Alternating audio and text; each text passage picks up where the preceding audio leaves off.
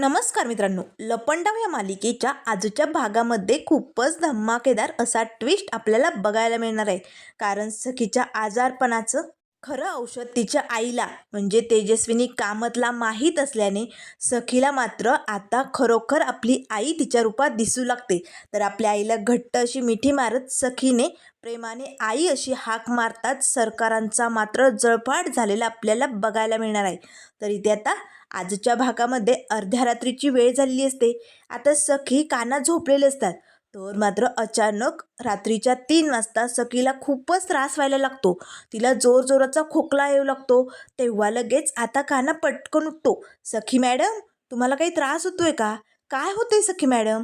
तेव्हा लगेच आता सखीला धड बोलता येत नसतं. जोराचा खोकला येत असतो. त्यावर लगेच काना पटकन ग्लासमध्ये पाणी घेतो. सखी मॅडम, तुम्ही पाणी प्या बरं, तुम्हाला बरं वाटेल. पण सखीला पाणी पिल्यानंतर तर आणखीनच त्रास होऊ लागतो. आता मात्र सखी लगेच कानाला म्हणू लागते, मी आलेचा, मी वॉशरूमला जाऊन आले. आता सखी इकडे वॉशरूममध्ये येते. आता मात्र अगदी उलट्या होण्यासारखं तिची अवस्था होत असते. अचानक जोराचा खोकला आल्याने सखीच्या नाकातनं रक्तही निघू लागतं. त्याच वेळेस काना येतो. सखी मॅडम, काय होतंय? तुम्हाला बरं वाटत नाही आहे का? तुम्हाला ताप आलाय का? बघू द्या बरं. त्याच वेळेस कानाचं लक्ष आता सखीच्या नाकातनं निघलेल्या रक्ताकडे जातं. आता काना घाबरतो. तुमच्या नाकातनं रक्त का येतंय सखी मॅडम? तुम्हाला काय झालंय? त्यावर सखी म्हणू लागते, माझी सर्दी खूप टोकाची असते आणि मला जर कधी सर्दी खोकला झाला तर माझ्या नाकातनं रक्त येतं. त्यावर काना घाबरतो. थांबा थांबा, मी लगेच डॉक्टरांना कॉल करतो आणि बोलावून घेतो. तेव्हा लगेच आता काना पटकन धावतच आता आपला मोबाईल बघू लागतो. काना आता मोबाईलवरती फोन लावत असतो. पण रात्री रेंज नसल्यामुळे डॉक्टरांना धड फोन लागतही नाही. आता काना पटकन तिकडनं हॉलमध्ये जातो. तर हॉलमध्ये येताच आता डॉक्टरांचा फोन लागलेला असतो. तेव्हा काना म्हणू लागतो, प्लीज, आमच्या सखी मॅडमची तब्येत बिघडली, तुम्ही याल का? प्लीज लवकर या. त्यावर लगेच आता डॉक्टर म्हणू लागतात, नाही, मी तर येऊ शकत नाही, पण मी तुम्हाला एक नंबर देतो, ते नक्कीच तुमच्या घरी येऊ शकतात. आता लगेच काना म्हणू लागतो, सांगा, नंबर सांगा पटकन. पण नंबर लिहिण्यासाठी कानाकडे काहीच नसतं. तुम्ही तोंडपाठ सांगा, मी लगेच डायल करतो. आता लगेच ते डॉक्टर नंबर सांगू लागतात. कानाने तो नंबर लक्षात ठेवलेला असतो. पण सखी मॅडमच्या या आजारामुळे कानाची गडबड होते. आता तो नंबरचे शेवटचे 2 आकडे काना विसरलेला असतो. त्याच वेळेस आता काना जोरात ओरडतो, शिट. तेवढ्यात लगेच आता तेजस्विनी येते. काय झालंय काना, तुला काय झालं? असा आरडाओरडा का करतोय अर्ध्या रात्री? तेव्हा काना म्हणू लागतो, अहो मॅडमची ना तब्येत बिघडली. अचानक सखी मॅडमला खूप त्रास होतोय, त्यांच्या नाकातनं रक्त निघतंय. आता मात्र सखीची आई तेजस्विनी घाबरते. तर इकडे आता वॉशरूममध्ये जोरजोरात खोकला येणाऱ्या सखीचा आवाज सरकारांना येतो. सरकार धावतच आता सखीच्या रूममध्ये येते. अरे बापरे, या सखीला काय झालं? एवढा आवाज काय येतोय तिचा? नाही नाही नाही, ही सखी मारणार तर नाही ना? ही मरून चालणार नाही. मला सगळी प्रॉपर्टी माझ्या नावावर करायची. ही जर मेली तर मोठे वांदे होतील. मला लवकरात लवकर हिला बघावं लागेल. तेवढ्यात सखी आता लगेच रूममध्ये येते. त्याच वेळेस सरकार म्हणू लागते, काय झाले सखी बाळा, तुला तुला बरं वाटत नाही आहे का? बैस बरं पटकन इकडे. आता सरकार पटकन सखीच्या रूमचा दरवाजा आतनं बंद करून घेते आणि सखीजवळ येऊन बसते. सखी, शांत हो बरं, तुला बरं वाटेल, पाणी पे बरं. पण सखीला अतिशय जोराचा खोकला येत असतो. धड पाणी पिता येत नसतं. सरकार आता जबरदस्तीने तिला तोंडाला ग्लास लावून पाणी पाजू लागतात. आता सखीच्या त्या खोकल्याच्या उबळीमुळे तिच्या तोंडातलं पाणी आता बाहेर फेकलं जातं. आता सरकारांना खूपच राग येतो. सखी, काय झाली तुझं? काय वेडेपण आहे हा? माझ्या अंगावर उडालं ना? त्याच वेळेस सरकार म्हणू लागतात, शांत सरकार, शांत. आता यावेळेस तुम्हाला सखीची काळजी करणं खूप गरजेचं आहे. आता जर तुम्ही तिची हडसफेडस केली तर मग मात्र तुम्ही एक चांगली आई सिद्ध होणार नाही. सरकार, तुम्हाला आता सखीचं हे आजारपण बरं करावंच लागेल, तरच तुम्ही आई म्हणून सिद्ध होऊ शकता.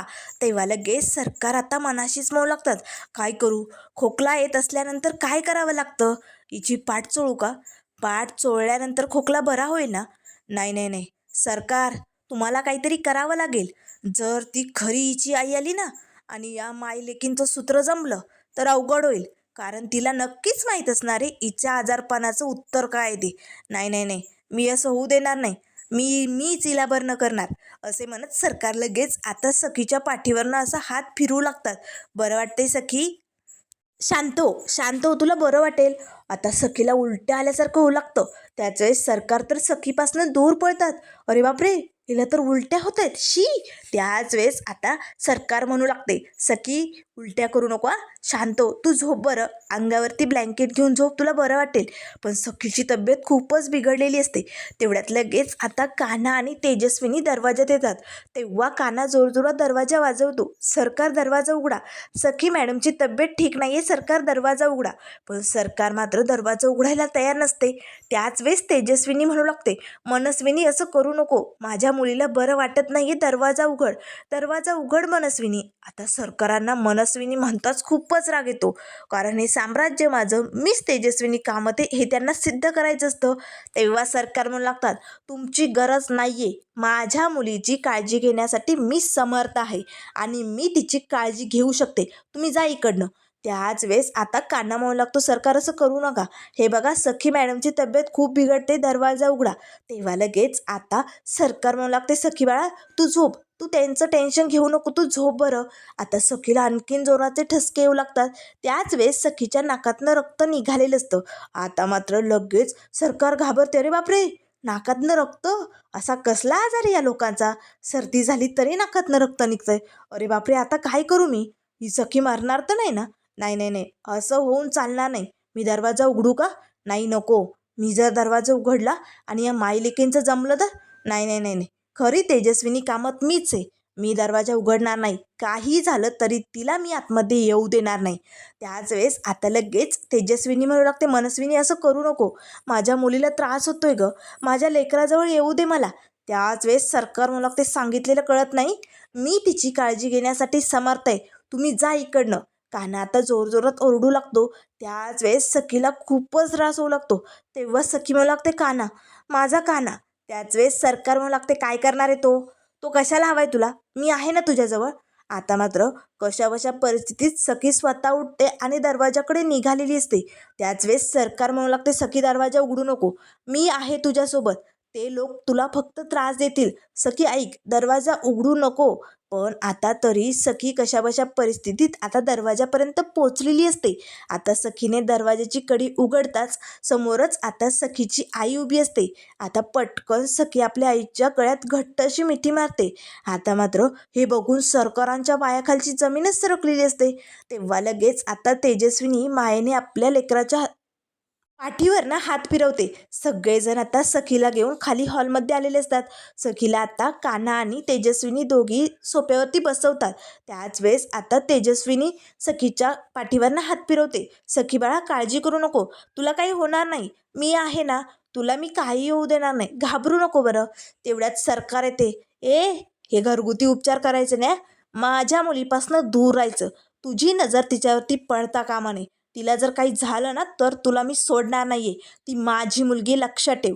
तेव्हा कान्हा म्हणू लागतो, सरकार ही काय भांडण्याची वेळ आहे का, अहो सखी मॅडमची तब्येत एवढी बिघडली. तेव्हा लगेच आता सरकार कानाकडे रागाने बघतच म्हणू लागते, आवाज खाली, ती माझी मुलगी हे लक्षात ठेवा आणि माझ्या मुलीचा उपचार कसा करायचं ना हे मला चांगलंच माहिती, मी आत्ता डॉक्टरांना कॉल करते. असे म्हणत आता सरकार लगेच आपल्या मोबाईलवरनं फोन करू लागते. त्याच वेळेस काना म्हणू लागतो, झालं सरकार, ते सगळं करून झालं, या वेळेला या घडीला कुठलाही डॉक्टर इथे यायला तयार नाही आहे. तेव्हा लगेच आता सरकार म्हणू लागते, मी आई आहे तिची, एक आई आपल्या मुलीसाठी काहीही करू शकते, बघ कुठल्या ना कुठल्या कानाकोपऱ्यातनं मी डॉक्टर आणेन परशू. त्याच वेळेस आता परशू लगेच सरकारांकडे बघू लागतो. तेव्हा सरकार मनाशीच म्हणू लागतात, नाही नाही, परशूला ऑर्डर सोडून उपयोग नाही आहे, यावेळेस आई पण सिद्ध करायचं आहे सरकार, आता ॲक्शन घेण्याची गरज आहे. आता सरकार तुम्हालाच डॉक्टरांना घेऊन जाण्यासाठी बाहेर जावं लागेल, मी स्वतः बाहेर जाते, एवढ्या रात्री डॉक्टरांना घेऊन येते, म्हणजे सखीला वाटेल की माझी आई माझ्यासाठी काहीही करू शकते आणि मग तिच्या नजरेत खरी आई मीच होईल. ही वेळ मला मारून चालणार नाही, मला या संधीचं सोनं करावंच लागेल. असे म्हणताच आता सरकार लगेच डॉक्टरांना आणण्यासाठी बाहेर निघालेले असतात. त्याच वेळेस आता गौतम काका म्हणू लागतात, सखी तू सर्दीचं औषध घेतेस का, तुला बरं वाटेल. त्यावर कान्हा म्हणू लागतो, नाही गौतम काका, मी औषध दिलं होतं, त्यांना काहीच फरक पडला नाही. त्यावर परशू म्हणू लागतो, मला असं वाटतंय की गरम पाण्याची वाफ दिली पाहिजे सखी मॅडमला. त्यावर लगेच आता मोहिनी म्हणू लागते, नाही नाही, त्यांची अवस्था बघतायत ना, कसा अशक्तपणा आलाय. 2-3 ब्लँकेट टाकून त्यांना झोपवा, म्हणजे त्यांना बरं वाटेल. त्याच वेळेस आता सखीची खरी आई तेजस्विनी मला लागते, थांबा, किती बोलताय तुम्ही सगळे? माझ्या लेकराला बरं वाटत नाहीये. आणि जेव्हा सगळी उत्तरं गुडघे टेकतात ना, तेव्हा एकच औषध असतं, आणि ते सखी बाळा म्हणजे आई.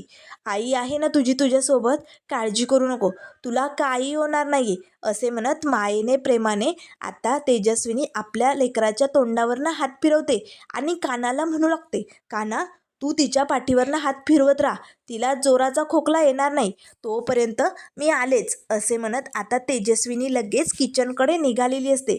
आता मात्र सखीला खूपच त्रास होत असतो, पण सखी मात्र आपल्या या आईकडे डोळे भरून बघत असते. त्याच वेळेस इकडे आता सरकार बाहेर येतात. आता गाडीजवळ येतात सरकार, डॉक्टरांना कॉल करत असतात. हा डॉक्टर का फोन उचलत नाहीये, हा डॉक्टर फोन का उचलत नाहीये? पण किती वाजलेत? 3:30. अरे बापरे, कसा फोन उचलणार? ही काय फोन उचलायची वेळ आहे का? पण तो डॉक्टर आहे, काही त्याचे कर्तव्य आहेत की नाही? पेशंट अर्ध्या रात्री आजारी पडू शकतात, त्याला बघता येत नाही? नाही नाही नाही, काही झालं तरी मला डॉक्टरांना आणावंच लागेल, तरच सरकार आज तुम्ही बाजी मारू शकता. आज काही करून तुम्हाला डॉक्टरांना आणायचे, आणि त्यासाठी सामदाम दंडभेद वापरावंच लागेल, तर मी डॉक्टरांना इकडे घेऊन येऊ शकते, असे म्हणत आता गाडी सुरू करत सरकार लगेच डॉक्टरांना आणण्यासाठी निघालेले असतात. तर इकडे किचनमध्ये आलेली तेजस्विनी आता लगेच गॅस ऑन करून त्यावरती तवा तापायला ठेवते. आता मात्र सगळेजण किचनमध्ये डोकावून या तेजस्विनीकडे बघत असतात. जशा खऱ्या तेजस्विनी कामात आपल्या मुलीवरती हे उपचार करायचा, तशीच आता सखीची ही आई मात्र तिच्यासाठी हे उपचार करत असते. आता लगेच तेजस्विनीने त्या तापलेल्या तव्यावरती आता लवंगा टाकलेले असतात, त्या लवंगा भाजून घेतलेले असतात. आता मात्र सखीला हे सगळं आपली आई करत असताना तिच्या लहानपणीचे काही क्षण इथे आठवू लागतात. लहानपणी तिची आई कशी तिला हा त्रास झाल्यानंतर हा उपचार करायची, हे सगळे काही क्षण इथे आता सखीला डोळ्यासमोर दिसू लागतात. त्याच वेळेस आता लगेच जशी लहानपणी तिची आई या लवंगा भाजायची आणि त्यानंतर त्या खलबत्त्यात कुटून त्याची पावडर बनवायची आणि कशी कापडात ती गुंडाळून अशी बांधून सखीजवळ घेऊन यायची, तसंच आता खऱ्या तेजस्विनीने म्हणजे सखीच्या आईने तो उपचार केलेला असतो.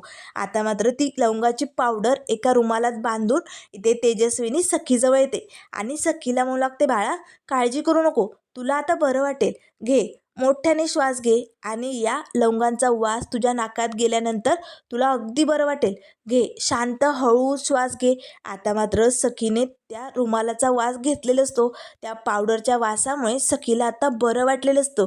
तिला जो जोराचा खोकला येत असतो, ठसका येत असतो, तो थांबलेला असतो. आता सखी मात्र डोळे भरून आपल्या आईकडे बघत असते.